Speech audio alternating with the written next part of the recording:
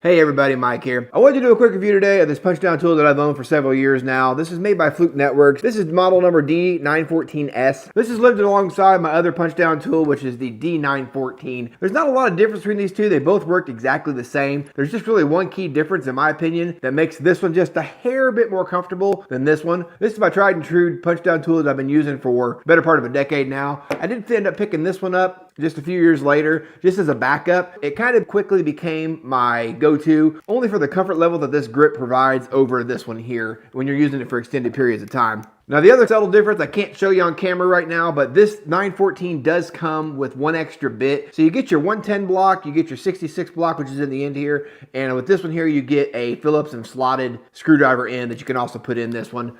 With this one here, you sacrifice that bit. You don't get that one with this, but you get the extra grip, and this is a bit cheaper than this one is usually.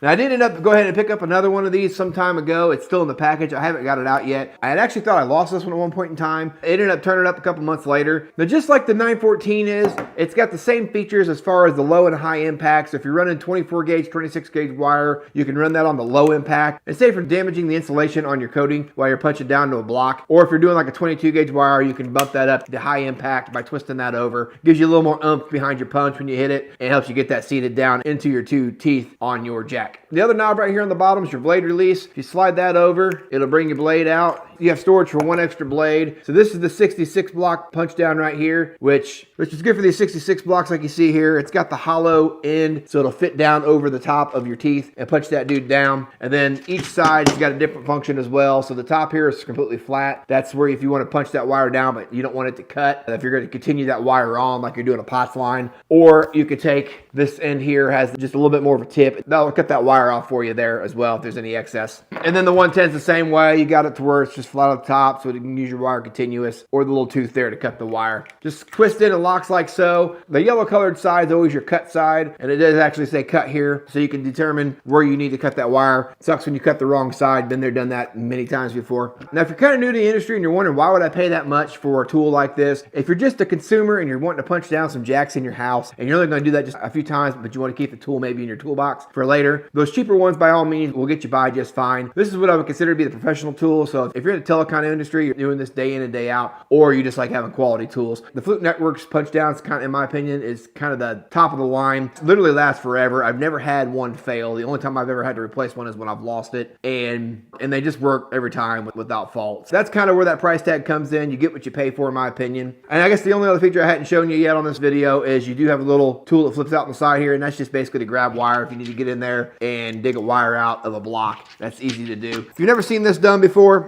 basically all you're going to do is take your Cat 5 line or whatever wire it is you're punching down. I happen to have some 24 gauge Cat 5 here. And you're basically just going to put that down on your jack. If you've got your 110 blade installed, you can just run that dude on here like this. Line up your wires on your jack. You punch that dude down like so, and you're good to go. And like I said, that grip on here, if you're doing this day in and out, if you're doing hundreds of punches in one day, it does make a little bit of a difference having that little bit of a softer grip. It fits your hand a little better, more ergonomic, I guess, versus this one here. But honestly, I used this one for years with no problem at all until this one came around. So like I said, personal preference, guys. Just get the one that you've either used before and you like, or you think it's gonna be most comfortable in your hand. And then on the other side here, you've got your 66 block, so you can swap out your bit like so. Run this over to your punch down block, get your wire in there like so, and then just line up your cut side with the side you want cut off on your pin. Slide her down, punch her in, and she's good to go. So that's really all there is to say about that. I probably took a little too long to explain this to you anyways as it is. So if you hung in there to the end with me, I'd greatly appreciate that. If you're in the market looking for a good quality punch down tool, you're in the telecom industry, and you don't mind spending a little bit of money, check out this one made by Fluke. I have no doubt you'll be more than happy with this thing. That's all I've got for you today, guys. I appreciate you watching. We'll catch you guys on the next one.